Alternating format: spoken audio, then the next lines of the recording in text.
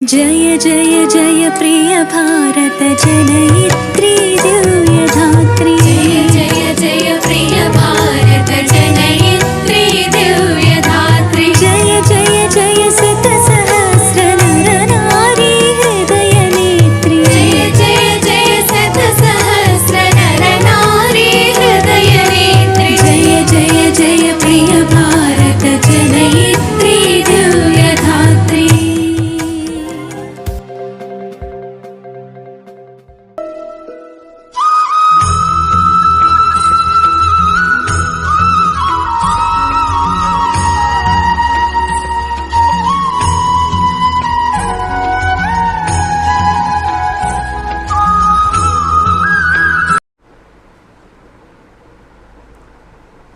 Shri Bharat channel ప్రేక్షకులకు శుభాకాంక్షలు. ఈరోజు తెలుగు భాషకు తెలుగు వాళ్ళకి అత్యంత కీర్తి ప్రతిష్టలు తెచ్చినటువంటి మహాకవి విశ్వనాథ సత్యనారాయణ గారి గురించి కాసేపు మాట్లాడుకుందామని మీ ముందు కోరుచున్నాను. విశ్వనాథ సత్యనారాయణ గారు ఆధునిక సాహిత్యంలో అంత విరివిగా రచనలు చేసినటువంటి మహాకవి లేడు.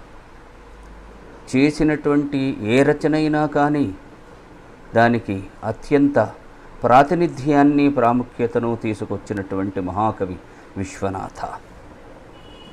ఆ విశ్వనాథ తెలుగు సాహిత్యంలో దాదాపు 2 లక్షల పేజీలకు పైగా ఆయన రచనలు చేశాడంటే ఆయనను అంచనా కట్టడం అసాధ్యమైనటువంటి విషయం. విశ్వనాథ వ్యక్తిత్వం కూడా ఒక ప్రత్యేకమైనట్టిది. ఆయన గురువుగారిని గురించి చెప్పుకున్నా ఆయన ఆత్మప్రత్యయమే కనిపిస్తుంది. చూడండి, అల నన్నయ్యకు లేదు తిక్కనకు లేదా భోగమస్మదృషుండలగుస్వాదు రసావతార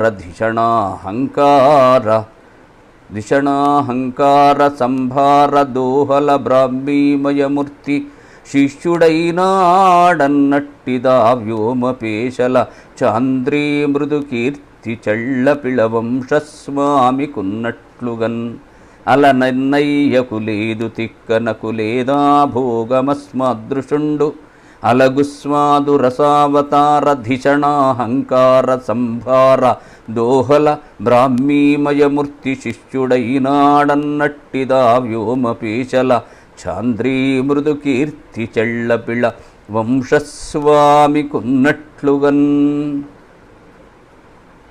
నన్నయ్యకు లేదట, తిక్కనకు లేదట ఆ వైభోగం. ధిషణాహంకార సంభార దోహల బ్రాహ్మీమయమూర్తి, ఈ విశేషణాలన్నీ కూడా తనకు వేసుకున్నాడు. తెల్లపిల్లవారు అన్నారట, ఏరా విశ్వనాథ, ఇందులో నా గురించి చెప్పావా, నీ గురించి చెప్పుకున్నావా?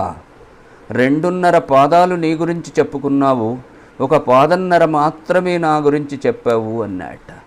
అంటే విశ్వనాథ వారు, అవును గురువుగారు, 2.5 పాదాలు చెప్పుకోగలిగినటువంటి ధీశక్తినిచ్చినటువంటి గురువుగారు మీరు కాక మరొక్కరు ఉంటారా అన్నారట. అది విశ్వనాథ యొక్క ఆత్మప్రత్యయం. తెలుగు భాషన్నా, తెలుగు జాతన్నా, తెలుగు సంస్కృతి అన్నా విశ్వనాథకు ఎనలేని ప్రేమ. మన భాషను గురించి చెబుతూ, ఒక సంగీతమిదో పాడునట్లనిపించు భాషించునప్పుడు వినిపించు భాష విస్పష్టముగా నెల్ల వినిపించునట్లు స్పష్టోచ్చారణంబునను భాష రసభావ సమర్పణ శక్తియందున అమర భాషకు దీటైన భాష జీవులలోనున్న చేవయంతయు చమత్కృతి పల్కులన్ సమర్పించు భాష భాషలుకపతి తెలిసిన ప్రభువు నోట భాష జన ఇద్దియని చెప్పబడిన భాష తనరు ఛందస్సులోని అందంపు నడక తీర్చి చూపించినట్టిది తెలుగు భాష. మన తెలుగు భాష మాట్లాడుతూ ఉంటే ఒక సంగీత నాదం వినిపించినట్టుగా అనిపిస్తుందట. అంటే మన భాషను పాశ్చాత్యులు మెచ్చుకున్నారు. ఇటాలియన్ ఆఫ్ ది ఈస్ట్ అన్నారు. మనది అజంత భాష కనుక మాట్లాడేటప్పుడు ఒక నాదాన్ని, ఒక సంగీతాన్ని అందిస్తుందట. సంగీతమేదో పాడునట్లనిపించు భాషించునప్పుడు వినిపించు భాష, విస్పష్టముగా నెల్ల వినిపించునట్లు స్పష్టోచ్చారణంబున నొనరు భాష. మన భాషలో ఎలా ఉచ్చరిస్తామో, ఎలా రాస్తామో అలాగే ఉచ్చరిస్తాము. మన భాషలో స్పష్టత ఉంటుంది. మన భాషలో ఇంగ్లీషులో లాగా సైలెంటులు ఉండవు.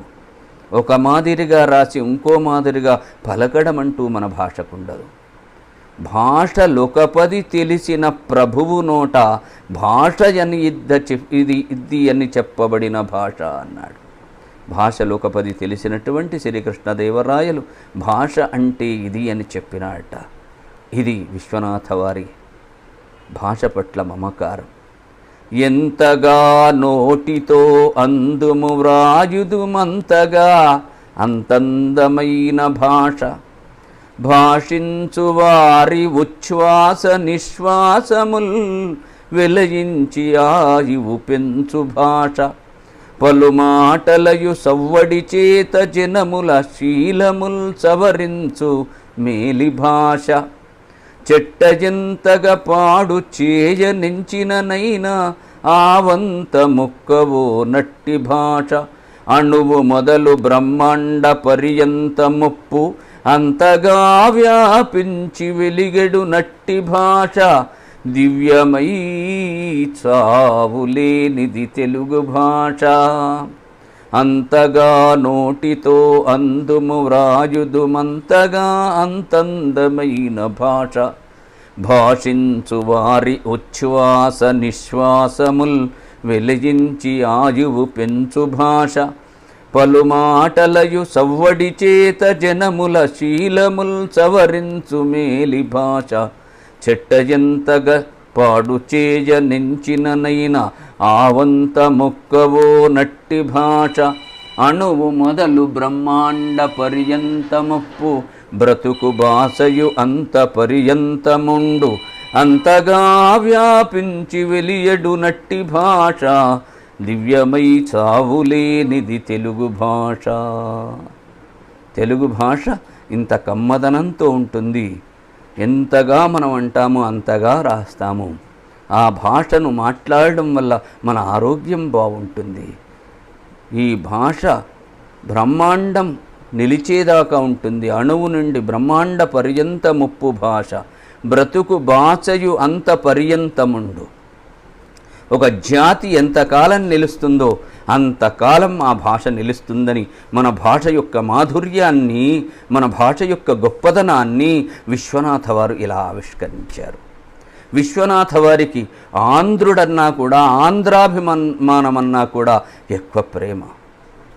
చూడండి, బహుజన్మ కృత పుణ్య పరిపాకమున చేసి ఆంధ్రుడై భూమిపై అవతరించు, బహుజన్మ కృత పుణ్య పరిపాకమున చేసి ఆంధ్రుడై భూమిపై అవతరించు, బహుజన్మ కృత పుణ్య పరిపాకమున చేసి ఆంధ్ర భాషను మాటలాడుచుండు, బహుజన్మ కృత పుణ్య పరిపాకమున చేసి ఆంధ్రత్వమున ఇద్ది అని ఎరుంగు, బహుజన్మ కృత పుణ్య పరిపాకమున చేసి ఆంధ్రీ మహామూర్తి నైక్యముందు, వట్టి నడమంతరపు సిరి పట్టినట్టి బాసలన్ గనిమది భ్రాంతి పడకుమోయి, ఆంధ్రుడాంధ్రుడనినంత ఆత్మతత్వము నిరుంగుటన్నదియు నిజము అని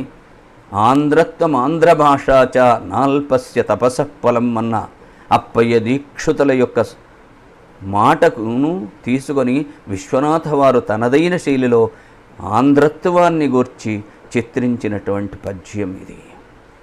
ఇక ఆంధ్ర సంస్కృతిని గురించి చెప్పాడు చూడండి. గోదావరి పావనోదారవ గోదావరి పావనోదారవాః పూరమఖిల భారతము మాదన్ననాడు. తుంగభద్రా సముత్తంగరావము తోడ కవుల గానము శృతి కలయునాడు. పెన్నా నదీ సముత్పన్న కైరవదళ శ్రేణిలో తెలుగు వాసించునాడు. కృష్ణా నదీ నిర్నిద్రగానము తోడ శిల్పము తొలి పూజ చేయునాడు. అక్షరజ్ఞానమెరుగదో ఆంధ్రజాతి, అక్షరజ్ఞానమెరుగదో ఆంధ్రజాతి, విమల కృష్ణానదీ సైకతములందు కోకిలపు పాట పిచ్చుక గూండ్లు కట్టి నేర్చుకున్నది పూర్ణిమా నిశలయందు, నేర్చుకున్నది పూర్ణిమా నిశలయందు. గోదావరి నది, తుంగభద్రా నది, కృష్ణానది, పెన్నా నది వీటిని ప్రతీకలుగా తీసుకొని ఆంధ్రజాతి ఎలా విలసిల్లిందో చెబుతున్నాడు ఇందులో. గోదావరి పావనోదారవాః పూరమఖిల భారతము మాదన్ననాడు. శాతవాహనులు పరిపాలించినటువంటి ప్రదేశం ఇది. అలాంటి అఖిల భారతాన్ని కూడా శాసించేటటువంటి శక్తి కలిగింది ఆంధ్రజాతి. గోదావరి పావనోదారవాః పూరమఖిల భారతము మాదన్ననాడు. తుంగభద్రా సముత్తుంగరావము తోడ కవుల గానము శృతి కలియునాడు. పిన్నా నదీ సముత్పన్న కైరవదళ శ్రేణిలో తెలుగు వాసించునాడు. కృష్ణా నదీ నిర్నిద్రగానము తోడ శిల్పము తొలి పూజ సేయునాడు. అక్షరజ్ఞానమెరుగదో ఆంధ్రజాతి, విమల కృష్ణా నదీ సైకతములందు కోకిలపు పాట పిచ్చుక గుండ్లు కట్టి నేర్చుకున్నది పూర్ణిమా నిశలయందు. ఇలా తెలుగు సంస్కృతిని ఆవిష్కరించాడు విశ్వనాథ. విశ్వనాథ అంతేకాదు, కిన్నరసాని పాటలు బహుళ ప్రచారం పొందినటువంటి ఒక ఖండకావ్యాన్ని, గేయకావ్యాన్ని తీసుకువచ్చినాడు కిన్నరసాని. 1923 ప్రాంతంలో విశ్వనాథ వారు భద్రాచలానికి వెళితే అక్కడ దగ్గరలోనే ఒక కొండ, ఆ కొండను చుట్టుకొని ప్రవహిస్తున్నటువంటి నది ఆయన దృష్టిని ఆకర్షించాయి. ఆ నది పేరును అడిగి తెలుసుకున్నాడు. ఆ తెలుసుకొని పులకించిపోయాడు. ఆ నది పేరే కిన్నెరసాని. అందమైన పేరు. ఇక కవి అయినటువంటి ఆయన గుండెలో నుంచి ఒక భావతీవ్రత ఆయనను నిలవనీయలేదు. ఒక మనోహరమైన దృశ్యం, ఒక అందమైన పేరు వింటి ఒక భావకుడైనటువంటి కవి భావతీవ్రతను ఆపుకోలేక, ఆ రసాన్ని అదుపు చేయలేక, ఆ రసలోలుపుతో మునిగిపోయినటువంటి మహాకవి ఒక ప్రతీకాత్మకంగా, ఒక జీవిత కథకు ప్రతీకాత్మకంగా కిన్నెరసాని కావ్యాన్ని ఆవిష్కరించాడు, విశ్వనాథ గేయ కావ్యాన్ని. అందులో ఉన్నటువంటి నాయిక అత్త ఆరళ్ళు తట్టుకోలేక నాయిక కిన్నెరసానిని భర్త ఓదార్చుతూ ప్రయత్నిస్తున్నటువంటి ఆ భర్త ప్రయత్నంతో గేయ రచన ప్రారంభమవుతుంది. తన ఎడ తప్పేమున్నది, తన ఎడ తప్పేయున్నది, అనుకోవే నాథుని దశ, వనితలు నీవలె కఠినలు కనిపించరువే ఎందును, తన ఎడ తప్పేయున్నది అనుకోవే నాథుని దశ, వనితలు నీవలె కఠినలు కనిపించరువే ఎందును, ఓహో కిన్నెరసాని, ఓహో కిన్నెరసాని అంటూ గేయం ప్రారంభమవుతుంది. కిన్నెర అడవుల వెంట పరిగెత్తిన ఆమె పరిగెత్తుతుంటే పసిగట్టినటువంటి భర్త ఆమెను ఓదారుస్తూ ఆమెను వేడుకున్నాడు. అయినా ఆమెలో ఉన్న ఆవేశం తగ్గలేదు. ఆ భర్త కౌగిట్లోనే నాయిక నీరైపోయింది. ఆమె నీరైపోవడాన్ని గమనించినటువంటి భర్త ఇలా వేదన చెందుతున్నాడట.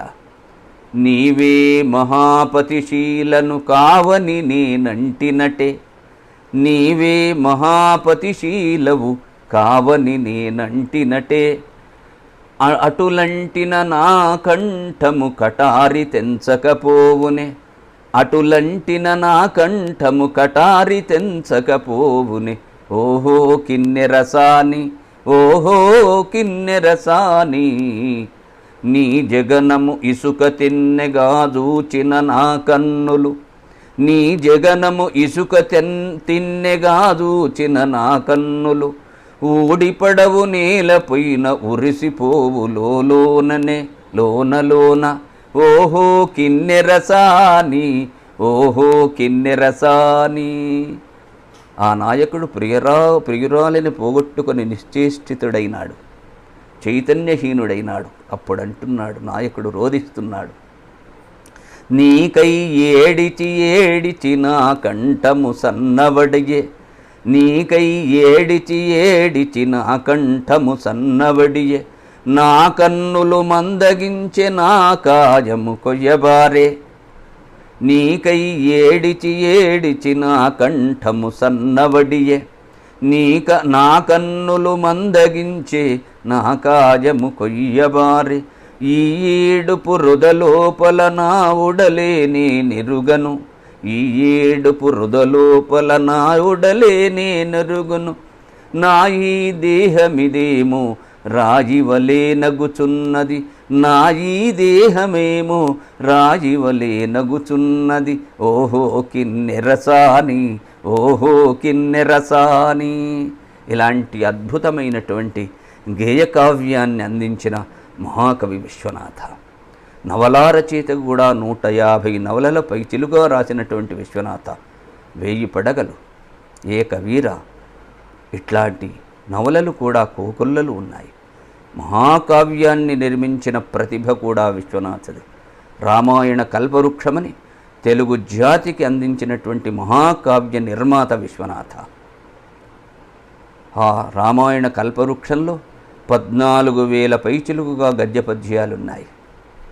మళ్ళా ఎందుకు రామాయణం రాస్తున్నావని తనకు తానే ప్రశ్నించుకున్న విశ్వనాథ, మరల నిదేల రామాయణం వన్నచో అని తనకు తాను ప్రశ్న వేసుకొని, తినుచున్న అన్నమే తినుచున్నది నాళ్ళని, చేసిన సంసారమే చేయుచున్నది అని చెప్పుకుంటూ, కవి ప్రతిభలో నుండు కావ్యగత చితాంశములయందు 90 అయిన పళ్ళు, రసము 1000 రెట్లు గొప్పది నవకథాధృతిని మించి అని చెప్పి అందమైన ఒక మహాకావ్యాన్ని అందించినాడు. అందులో ఏ పద్యం చూసుకున్నా విశ్వనాథ కనిపిస్తాడు. అశోకవనంలో అమ్మవారు కూర్చుందట. ఆ కూర్చున్న అమ్మవారిని గురించి విశ్వనాథ వారు పలికినటువంటి పద్యం తెలుగు సాహిత్యంలోనే అపూర్వమైనది, అపురూపమైనది. ఆకృతి రామచంద్ర విరహాకృతి కన్బమతీరు, ఆకృతి రామచంద్ర విరహాకృతి కన్బమతీరు, స్వామి చాపకృతి కన్నులన్ ప్రభు కృపాకృతి, కైశికమందు రామదేహాకృతి, సర్వదేహమునయందున రాఘవ వంశమౌళి, ధర్మాకృతి కోరుచున్న విధమంతయుతూచే ప్రతిజ్ఞమూర్తి అయి. ఎంత అద్భుతంగా చెప్పినాడో చూడండి.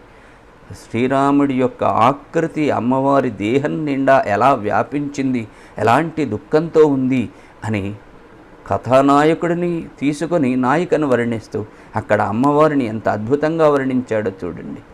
ఆకృతి రామచంద్ర విరహాకృతి కన్బమతీరు, స్వామి చాపాకృతి కన్నులన్ ప్రభు కృపాకృతి, కైశికమందు రామదేహాకృతి, సర్వదేహమునయందున రాఘవ వంశమౌళి, ధర్మాకృతి కోరుచున్న విధమంతయు స్వామి ప్రతిజ్ఞమూర్తి అయి. ఇలా శ్రీమద్ రామాయణ కల్పవృక్షాన్ని తెలుగు జాతికి అందించాడు విశ్వనాథ్. ఎందుకు చదవాలి అని ఎదకు పురంధ్ర సంస్కృత కవీశ్వర భారతి దీప్తి గల్గినన్ సదమల బుద్ధికిన్ సకల శాస్త్ర రహస్య వివేకమబ్బినన్ మదికి ఉదత్త కల్పనల మక్కువ కల్గిన విశ్వనాథ శారద సకలర్థదాయిని సురద్రువు రామ కథన్ భజింపుమా.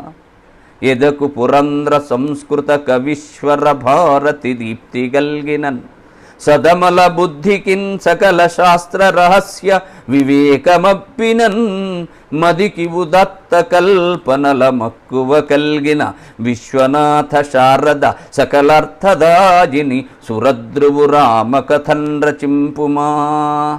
అందుకోసం రామాయణ కల్పవృక్షాన్ని మనం చదవాలి. ఈ రకంగా తెలుగు జాతిని, తెలుగు భాషను మహోత్కృష్ట దిశకు తీసుకువెళ్ళిన విశ్వనాథకు నమస్కారం చేస్తూ ఆ మహాకవికి వందనాలు తెలుపుతూ విశ్వనాథయనుచు పిలిచిన చాలును మాతృలింగ పుణ్యధాత్రిలోనా. విశ్వనాథయంచు పిలిచిన చాలును మాతృలింగ పుణ్యధాత్రిలోన ప్రన్ననంపు బాట కిన్నరజైపారు పద్యకోటి వేయి పడగలెత్తు అని విశ్వనాథ శారదకు నమస్కరిస్తూ స్వస్తి. శుభం భూయాత్.